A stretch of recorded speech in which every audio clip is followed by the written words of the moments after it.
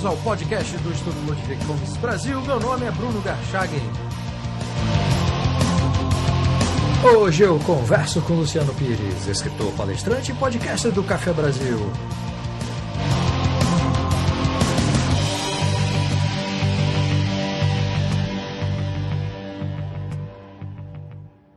Seja muito bem-vindo, Luciano. Obrigado, Bruno. É um prazer estar aqui no podcast do Von Mises, uma recente descoberta minha que tem me ajudado bastante a entender algumas coisas que acontecem nesse Brasil maluco. Luciano, você é escritor, cartunista premiado, palestrante reconhecido e é responsável pelo podcast Café Brasil, programa de grande audiência na internet que é transmitido também para 29 emissoras de rádio espalhadas no Brasil. No podcast, Luciano, você tem cada vez mais abordado os assuntos utilizando a perspectiva da escola austríaca. No programa, inclusive, você deu o nome de Esse Tal Capitalismo, você desfaz alguns mitos sobre o capitalismo e cita e recomenda a leitura das 6 lições de Mises. Para iniciar essa entrevista, como é que você chegou até a obra de Mises? É engraçado, essa história é engraçada. Eu, algum tempo atrás, eu acho que deve estar fazendo assim, uns 4 ou 5 anos talvez, eu fiz um evento onde eu fiz uma palestra para uma produtora de vídeo, para toda a equipe da produtora de vídeo, era 100%, do porteiro até o presidente da empresa estava lá, né? E lá no meio da palestra eu fiz uma brincadeira com o pessoal, estava discutindo essas questões de valor e tudo mais, e perguntei para quem é que tinha o celular mais moderno, mais recém-lançado da turma, né?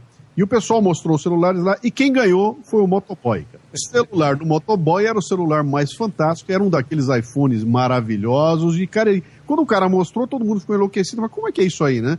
Pô, quanto você pagou? Cara, era um caminhão de dinheiro que ele pagou em 500 prestações, e mesmo em várias prestações, aquele dinheiro era muito representativo, era uma porção importante do salário dele, né? O pessoal tirou um sarro, brincou e tudo, porque eu estava realmente colocando essa questão dessa cultura do brasileiro, cara. Se dá para eu pagar mensalmente, eu compro e dane-se o valor final da coisa, né? Eu estava discutindo isso, e quando aconteceu essa coisa lá, eu fiquei interessadíssimo, fui conversar depois com o cara, para ver como é que era, e aí surgiu aquela questão da composição do valor. Quer dizer, o valor não era o preço do celular, mas era o preço do celular, e tinha um componente fantástico lá, que era o prazer dele poder mostrar para as pessoas que ele tinha o celular bacana, que o celular dele era o mais moderno. Então, esse prazer fazia com que ele pagasse qualquer loucura para poder ter aquele produto na mão, né? Eu comecei a estudar esse assunto e fui parar na teoria do valor subjetivo. E aí, bicho, caí dentro do Mises, então não teve jeito. Fui parar na escola austríaca, né? E nesse processo todo acabei pesquisando, caí no site do Instituto von Mises, e ali eu comecei a descobrir uma série de coisas interessantes. E mais interessante ainda foi que essas coisas aconteceram nos últimos 2 ou 3 anos, que é exatamente quando essa ideia da escola austríaca tudo, começa a aparecer bastante aqui no Brasil, né? A gente começa a ver uma certa movimentação, o Instituto von Mises surge com força, conheço o teu podcast, e aí descubro um mundo gigantesco que me dá um prazer fantástico de encontrar o embasamento teórico para coisas que eu tenho vivido na prática, né? Daí, em seguida, foi uma questão de aproximação e aproveitar bastante o que eu tenho visto por aí.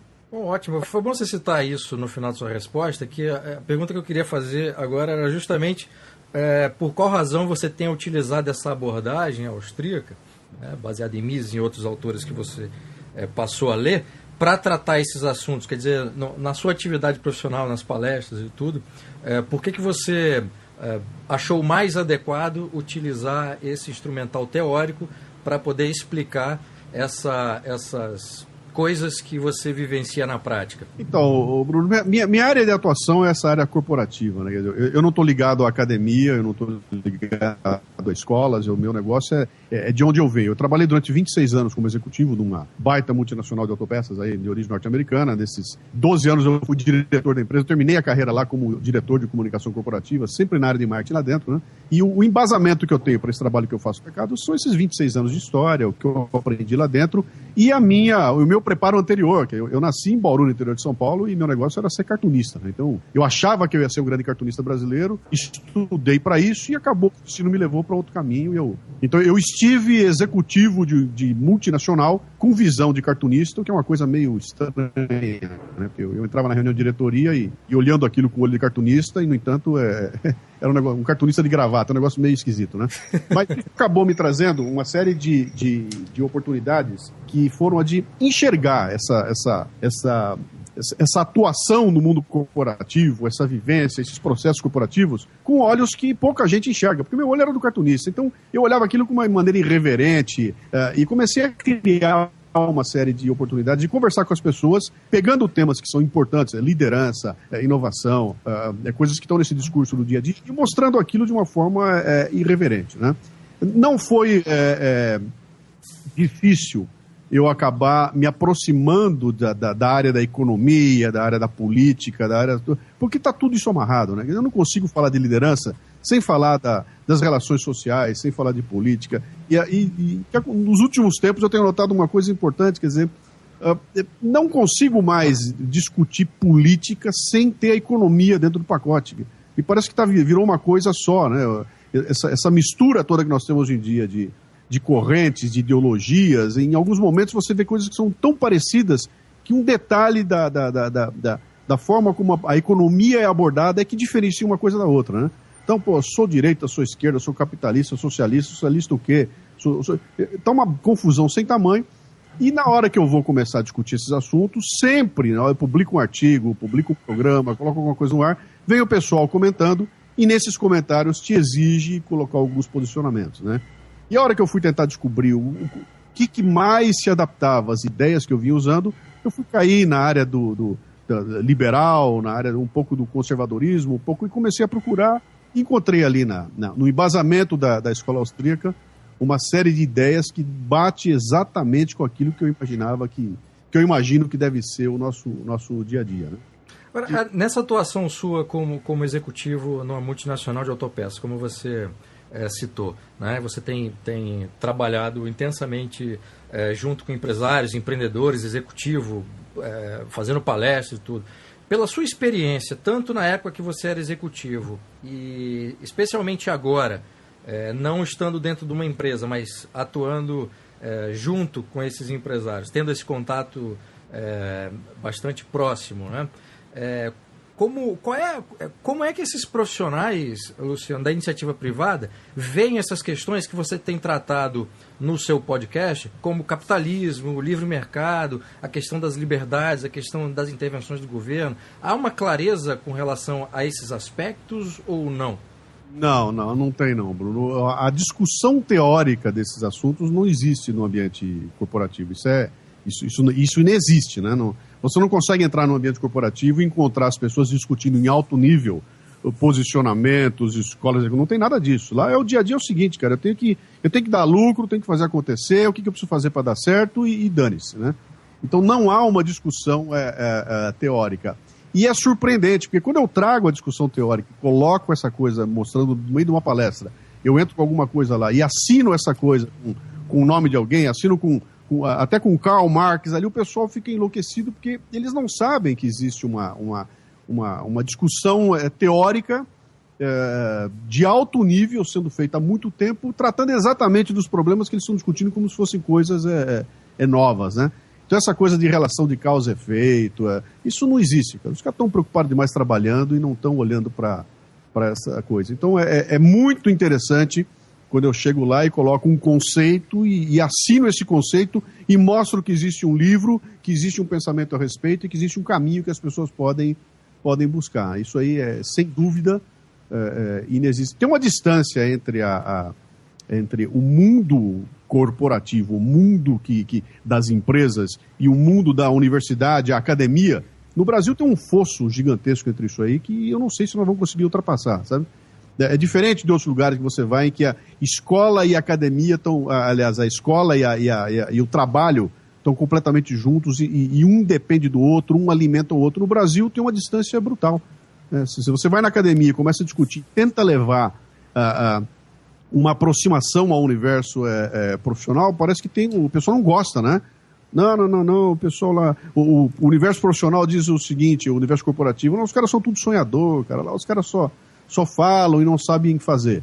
Aí você vai do lado oposto, não, ali é tudo capitalista, cara, os caras só querem ter lucro. Então, tem uma distância gigantesca que cria um fosso ali, onde esse embasamento teórico não consegue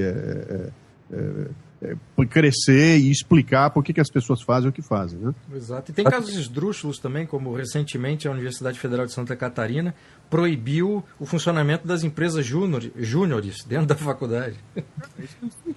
Por ideologia, evidentemente, né? Você claro. Olha de que você está falando, né, cara? Ele é um poço de visão ideológica, proíbe a empresa júnior porque isso representa o capitalismo e nós somos contra o capitalismo, então não tem que ter. Cara, isso é burrice, isso é burrice. Agora, Luciano, essa posição que a gente vê comumente dos empresários, que é uma posição não só dos empresários, mas do brasileiro de forma geral, em pedir tudo para o governo, esperar que o governo faça as coisas. Você identifica também no seu trabalho que essa é uma mentalidade que permeia ali o trabalho ou a forma como pensa esses empreendedores e executivos, ou é diferente?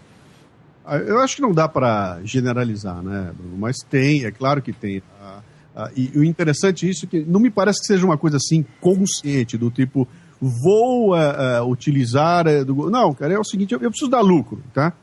Me chama o meu cara do tributário aí, bota um tributarista aí, vamos ver, ele vai conversar. Então, para dar lucro, eu tenho que mudar isso aqui, mudar isso ali. Pô, tem uma lei que os caras colocaram lá, que faz com que o que for feito no Uruguai está dentro do Mercosul, vão aproveitar, e isso acontece naturalmente, como sendo ferramentas para ampliar o resultado dos negócios, né? Não há uma discussão de que vou tirar proveito porque... Eu tiro proveito porque está aí, né? E ninguém para pensar do tipo, não vou fazer... Eu vou botar para você uma discussão que foge um pouco, mas que tem tudo a ver com isso, a questão da Lei Rouanet, né? Já que ela está aí, eu vou usar, cara. Não importa o que tem pela frente, cara. Eu não consigo. Eu, Luciano, eu já montei um projeto para usar e na hora de usar eu fiquei absolutamente desconfortável. Falei, cara, eu não vou usar isso aqui, porque não dá, cara. Não tá na minha. Eu não vou me sentir confortável se eu usar para o meu trabalho um dinheiro que devia ter um destino e está tendo um destino que... Se eu não preciso dele agora, eu não vou usar, né? Eu, pessoalmente, não consigo fazer, mas tem um monte de gente que, já que está aí, vai fazer.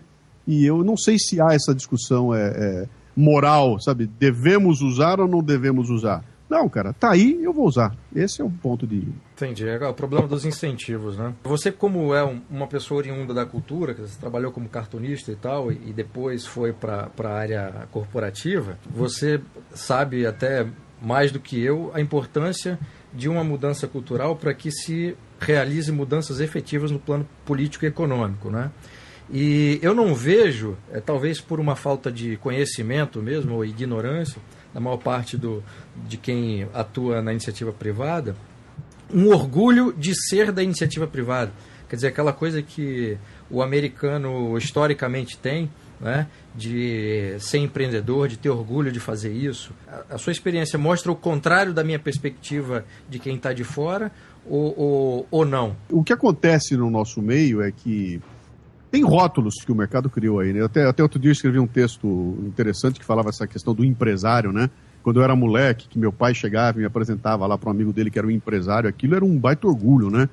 E eu, molequinho, olhando aquilo, falando, pô, quando eu crescer eu também quero ser o empresário. O empresário quem é? É o dono da firma, né? Ele é o cara poderoso, é o dono da firma. Hoje em dia, cara, esse termo empresário virou qualquer coisa, cara. Dono de prostíbulo é empresário, bandido é empresário, traficante é empresário, qualquer um é empresário. E houve uma rotulagem, quer dizer, se você bobear, você como empreendedor é do mal, né? Porque você é o cara que está querendo tirar vantagem das coisas.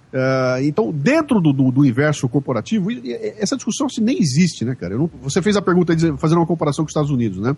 Cara, nós estamos tão distantes deles lá, nessa questão da maneira como eu atuo, de como é que eu enxergo a minha relação com a sociedade. Quer dizer, um americano tem aquela postura, cara, um médico americano, no dia que eu me aposento, eu vou fazer o quê? Cara, eu vou na África ajudar os pobres lá. Eu vou pegar o dinheiro que eu ganhei aqui e botar um pedaço do meu dinheiro no museu. E eles fazem isso com a maior naturalidade. No Brasil, a gente não consegue ter essa relação com a sociedade, sabe? Vou devolver a ela o que dela veio para mim, ou vou, de alguma forma, contribuir para que a sociedade melhore, além da minha capacidade de gerar emprego e dar lucro, né? Eu acho que é uma falta de... É uma questão cultural mesmo que tem a ver com o Brasil, onde a gente não consegue exercer plenamente isso para mim é cidadania, né?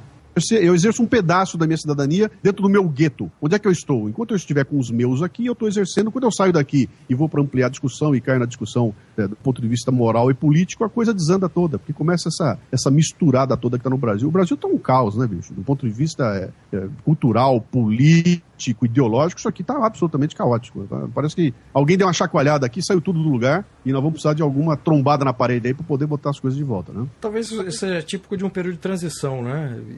A gente passou durante muito tempo aí ainda com ressaca do regime militar, quando não dentro do próprio regime militar. E eu acho que sim, acho que tem tudo a ver exatamente com aquela coisa do crescimento. Talvez a gente esteja... Nós estamos passando da adolescência para a maturidade e acho que nesse processo a gente está tentando se encontrar, né?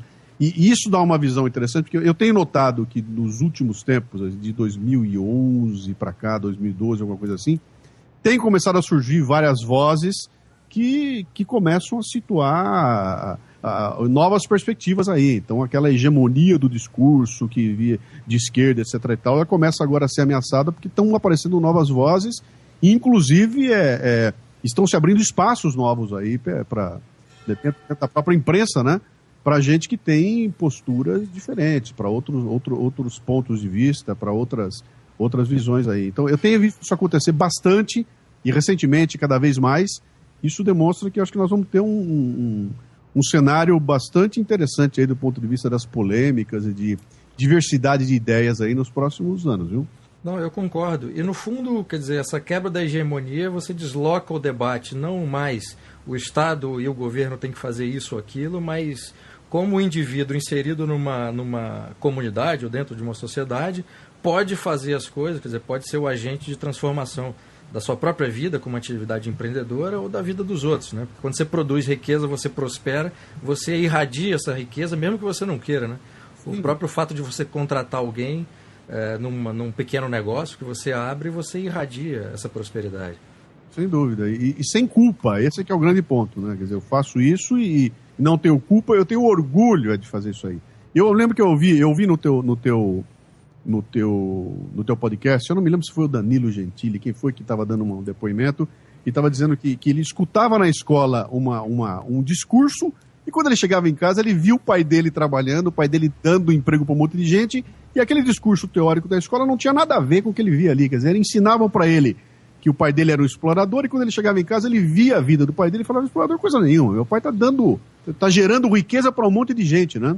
Mas nem todo mundo tem essa chance de poder verificar isso ou ter a visão de enxergar essa coisa e falar, cara, não, pera um pouquinho, aquele discurso que eu estou ouvindo lá, ele não me serve, eu estou vendo a realidade aqui e ela é diferente. Quer dizer, as pessoas que eu conheço aqui não são demônios, não estão aqui para explorar ninguém, estão para crescer juntos, né? E eu tenho orgulho disso. Quer dizer, acho que isso é um ponto importante que nós estamos conseguindo começar a ver com clareza, né? Esse episódio da escola que você citou, no próprio podcast que você gravou, esse tal capitalismo, você já começa o podcast falando a questão do professor de história, que tem esse discurso, né, de militante, quer dizer, ele não atua como um professor, atua como um intelectual militante, né? Estão cheios deles aí. Ele recebeu um palanque e o cara começa a fazer militância, né? Cara, eu não tenho problema nenhum de você chegar aqui e tentar me convencer com as tuas ideias, desde que fique muito claro que você está fazendo isso. Olha, cara, eu sou corintiano e vou agora fazer uma análise do Brasil do ponto de vista do Corinthians. Não tenho problema nenhum com isso, cara. Agora, não vem aqui esconder essa tua tendência, não vem aqui tentar me convencer de coisas sem que eu saiba claramente qual é a tua praia, né? E, cara, o professor lá na frente, ele tem todo o poder de fazer a cabeça da molecada, por mais que o discurso deles diga que não. Não é assim, cara. Então, eu fico enlouquecido com essa militância ideológica feita dessa maneira. E vou repetir claramente, que depois os caras ficam dizendo que...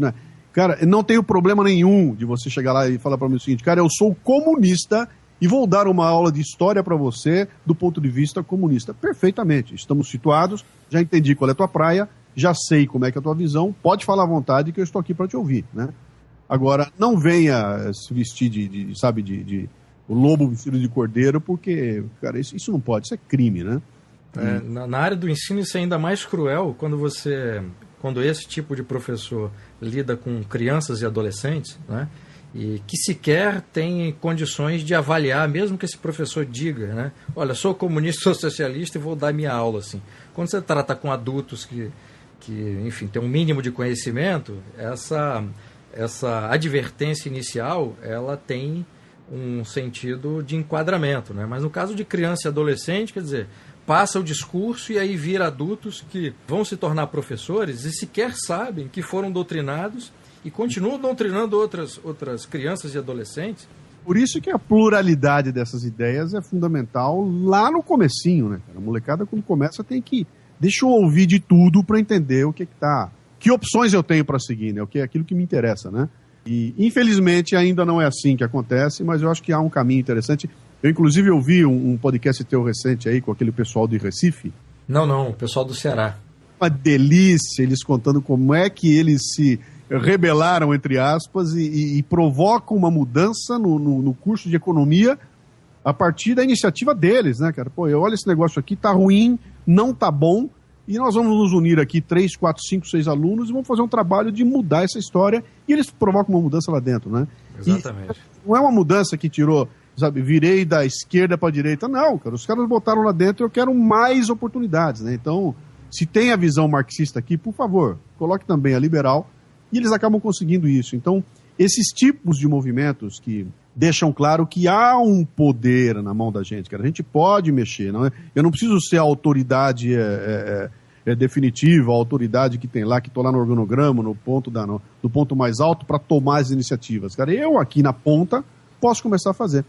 E de certa forma foi isso que eu decidi. Quando eu comecei a fazer esse trabalho meu, que eu olhei em volta, eu falei, bom, cara, cadê o meu... Qual é meu palanque? Tem palanque para mim? Não tem palanque, cara. Tem algum jornal querendo me publicar? Não tem nenhum. Tem algum rádio querendo me publicar? Não tem nenhum. Então eu vou fazer o meu, cara, né?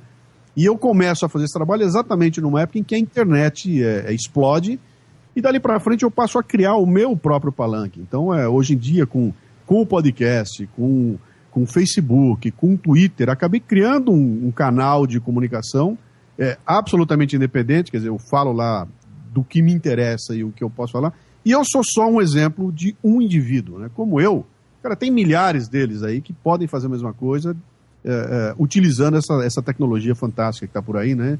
Criando vários e vários palanques que vão estar fazendo a cabeça de um ou outro ali. Então nós estamos criando uma massa pensadora aí que eu acho que logo mais vai começar a criar massa crítica suficiente para provocar mudanças, né? Não, acho que sim. Acho que a gente está nesse momento de transição importante e se fizermos aí tudo certo, eu acho que dá para ter coisas boas no futuro. Numa parte da sua resposta anterior, Luciano, você falou a questão da confusão aí que está no Brasil e de que forma que alguns conceitos se sobrepõem, alguma ignorância e um debate mais acalorado e tudo. Numa palestra do TEDx sua, o título da palestra Nós, Vós, Eles, você trata de forma bastante inteligente os problemas do indivíduo versus o coletivo e da igualdade versus liberdade. Você poderia fazer um resumo dessa palestra? Então, aquela palestra eu criei para contar como é que eu consegui criar essa minha maquininha de distribuição de conteúdo, né? Eu abro a palestra exatamente colocando essa história, falando, bom, nós estamos aqui nessa coisa de viver em sociedade, nós, né, o que é o nós? O nós é um conjunto de eus, né? E se eu bobear, cara, o nós fica mais importante do que o eu. E, no entanto, eu continuo sendo eu. Como é que eu faço para eu ter a minha voz dentro de um nós, né? Sem perder a minha essência, sem deixar de ser eu, sem virar um bovino resignado aí, que é o termo do Nelson Rodrigues, que eu gosto muito de usar, né? Então, eu começo a palestra dizendo isso aí, falando, a primeira consciência, eu sou um componente desse nós. E eu tenho que poder ter a minha voz para poder expressar minhas ideias dentro desse nós. O problema é que você começa a lidar com liberdade de um lado e com o controle do outro, né? E são inimigos, quer dizer, o nós não gosta da liberdade, né? Porque liberdade significa individualidade. Então, se eu puder falar o que eu quiser e me comportar do jeito que eu quiser, eu já não sou mais parte do nós. Eu sou um indivíduo que quer ser diferente dos demais, né? E aí vão querer podar minha asa. Então, eu coloco esse grande enigma e falo, bom, e agora, cara? Me calo para ficar dentro das regras, obedecendo como sendo aqui dentro dessa manada, ou começo a falar e começo a defender uma liberdade que vai contra aquela aquela estabilidade que é exigida dessa manada, né? E aí eu começo então a dizer que caminhos eu fui procurar. Eu tenho a minha voz, eu quero falar, eu acho que eu tenho alguma coisa a dizer, talvez eu possa ajudar algumas pessoas fazendo a experiência que eu tenho, e como é que eu vou fazer para poder fazer isso ser escutado? E aí eu começo a contar então na palestra os caminhos que eu fui encontrando e como é que eu entendi que essa maquininha deveria funcionar, né? E acho que o conceito principal foi aquele: cara, o meu trabalho é gerar conteúdo. Eu agrego valor quando eu gero conteúdo. A coisa mais importante que eu faço é criar esse conteúdo. O resto é distribuição de conteúdo, né? Então, onde é que eu tenho que botar meu foco? Na distribuição do conteúdo ou do conteúdo em si? E eu uso lá, eu não me lembro se eu usei nessa palestra um conceito da vending machine, né? Fala, pô, eu tenho uma vending machine que vende latas de Coca-Cola. Você quer ser a vending machine ou quer ser a Coca-Cola? Então, encontrar esse teu caminho e falar, cara, se eu for uma vending machine, eu posso distribuir qualquer coisa. Eu não quero ser a vending machine, eu quero ser a Coca-Cola e quero usar a vending machine. Então, o dia que eu encontrei esse caminho, para mim ficou muito claro. Então, olha, se eu vou chegar até você através de um podcast, de um videocast, de um livro, de um artigo na revista, de um artigo no jornal, de um cartoon, de um CD, de um programa de rádio, não me importa o caminho, desde que eu consiga criar esse conteúdo, ter muito claro o valor que esse conteúdo tem e depois encontrar um método de distribuição, né? Luciano Pires, muitíssimo obrigado pela entrevista e parabéns pelo seu trabalho. Legal, Bruno. Parabéns a vocês aí pelo trabalho de vocês. Eu quero convidar os ouvintes aí para que ouçam o Café Brasil. Obrigado, Bruno. Muito obrigado.